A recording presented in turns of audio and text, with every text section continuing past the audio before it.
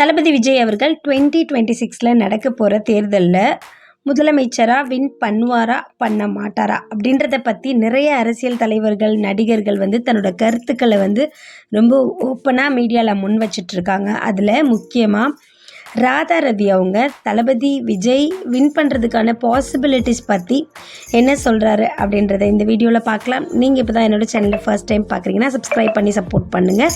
உங்களோட சப்ஸ்கிரிப்ஷன் மட்டும்தான் எனக்கான பெட்டர் அப்ரிசியேஷன்.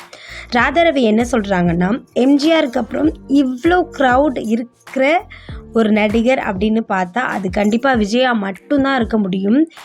க்ரௌட் எல்லாமே ஓட்டாக மாறாது அப்படின்றது பல பேர் சொல்லிகிட்டு இருக்காங்க. பட் இதெல்லாம் நம்ம தீர்மானிக்கிறது கிடையாது. கண்டிப்பாக இந்த க்ரௌட் எல்லாமே ஓட்டாக மாறுறதுக்கான வாய்ப்புகள் 90% இருக்குது அப்படின்ற மாதிரியும் சொல்லியிருக்காரு.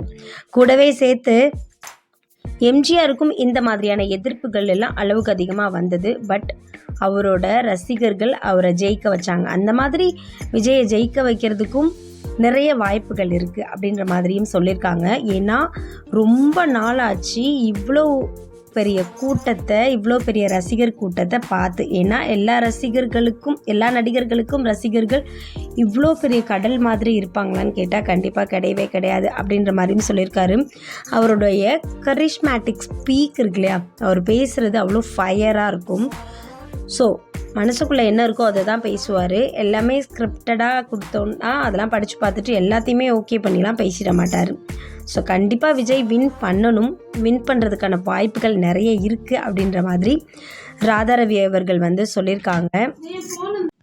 அதையே தான் ரங்கராஜ் பாண்டே அவர்களுமே சொல்லியிருக்காங்க. விஜய் முன்னுக்கு வரக்கூடாது அப்படின்றதுக்காக நிறைய அடிகள், நிறைய பிரச்சனைகள் போடப்பட்டுட்டே இருக்குது. பட் இதையெல்லாம் தாண்டி அவர் வந்தே ஆகணும். ஒருவேளை அவர் வரலன்னா ஆளும் கட்சி ரொம்ப மோசமாக விஜய்கிட்ட நடந்துக்குவாங்க. எப்படி ஜெயலலிதாவை அரெஸ்ட் பண்ணாங்க, எம்ஜிஆருக்கு எந்த மாதிரியான பிரச்சனைகள் எல்லாம் கொடுத்தாங்களோ, ஸோ அந்த மாதிரியான பிரச்சனைகள் எல்லாத்தையுமே ஆளும் கட்சி விஜய்க்கு கொடுக்கறதுக்கான வாய்ப்புகள் இருக்குது.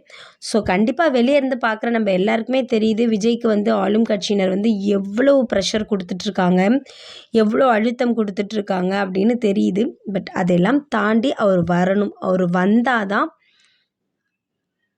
தமிழகம் கொஞ்சம் ரிலாக்ஸாக மூச்சு விடும். அப்படி இல்லைன்னா என்ன நடக்கும், கொடுக்கப்பட்ட தேர்தல் வாக்குறுதிகள் எல்லாம் மறுபடியும் 5 வருஷம் கழித்து மறுபடியும் கொடுக்கப்படுமே தவிர்த்து வேறு எதுவும் நடக்காது அப்படின்ற மாதிரி ரங்கராஜ் பாண்டே அவர்களுமே சொல்லியிருக்காங்க.